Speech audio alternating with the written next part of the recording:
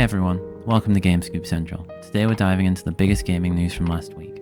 I've linked all the stories in the description, so check those out if you want more details. And if I missed anything, let me know in the comments. I'd love to hear about it. Alright, enough wasted time, let's get into it. The biggest story this week is that Nintendo finally dropped the trailer for the long-awaited Switch 2. We've seen this thing be leaked more times than we can count, and here's what we know so far. It comes out this year in 2025 and will be backwards compatible with original Switch games. Thankfully, since those aren't cheap, we get more details on the 2nd of April. If you're in New York, LA or Dallas, Nintendo will be hosting special events where you can try it out early. They're aiming to sell 20 million units within the first year, so hopefully there will be no console shortage at launch, fingers crossed. Sticking with Nintendo, did you know they've now dominated the Japanese gaming market for 20 straight years? According to Famitsu, Nintendo topped physical game sales in Japan for the entire 2024, and the Switch crushed it in hardware sales too, moving 4 million units in 2023 and 3 million last year. By comparison, Sony sold 2.6 million PS5s in 2023 and 1.4 million last year, and Xbox is not even in the conversation in Japan. It's clear Japan remains Nintendo's stronghold. One more story for Nintendo this week. I know a busy week for them. Koji Nishiura, the Deputy General Manager of Intellectual Property, commented on emulators this week. He said emulators aren't inherently illegal, but how they're used can make them so.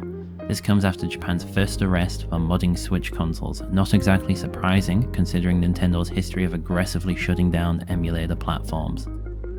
Big news for Kingdom Come Deliverance II fans this week. A rumour suggests that the game has been banned in Saudi Arabia due to an unskippable gay sex scene. Developers Warhorse Studios reportedly refused to alter the game to meet Saudi regulations.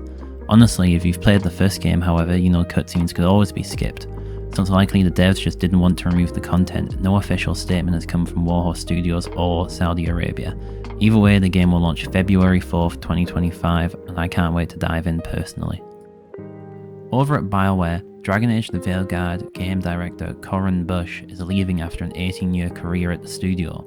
This comes just 3 months after the game's release, which had mixed reception.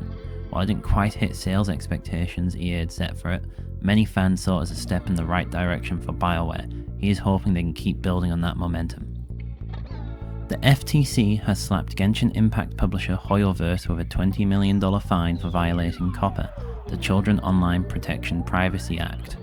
Allegedly, they collected data on kids under 13 without parental consent and made in-game purchases way too easy for minors. Moving forward, HoYoverse must let players buy loot boxes directly with real money, display accurate loot box odds, and delete any personal data collected from children under 13 without permission. This follows a complaint from the US Department of Justice. Tough week for HoYoverse, although $20 million is probably a drop in the bucket for them anyway.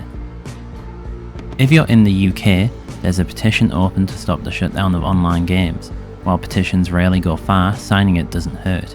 EU citizens can also check out a similar petition, which is also 40% towards its goal. Let's see if this sparks real change. Both will be linked in the description down below. In a recent report by IGN, Sony has cancelled 2 unannounced live service games. One by Bluepoint, which was rumoured to be a God of War multiplayer title. The other, from Ben's studio of Days Gone fame, remains a mystery. This is a blow to Sony's ambitious plan to release 12 live service games. That said, Sony confirmed neither studio is at risk of shutting down, which is a relief. Finally, some wild Microsoft news. Back in 2021, Microsoft's CEO was reportedly considering shutting down the Xbox division entirely. Ultimately, they doubled down on acquiring studios to boost Game Pass, aiming for 100 million subscribers by 2030. That's a tough goal requiring 40% annual growth. If they don't hit it, could Xbox bow out the console market entirely? Time will tell. Let's wrap up this week's episode with last week's game releases. Donkey Kong Country Returns HD for the Switch is a HD remaster of the Wii classic with content from the 3DS version. I've got a full long play on my channel, check the description for the link below. Next up is Dynasty Warriors Origins for the PS5, PC and Xbox. The first mainline game in the franchise for 7 years, and it's getting rave reviews. Insane action and pure chaos according to reviewers. If you're into that, maybe give it a try. Next up is Tales of Grace's F Remastered for the Switch, PS5, Xbox and PC.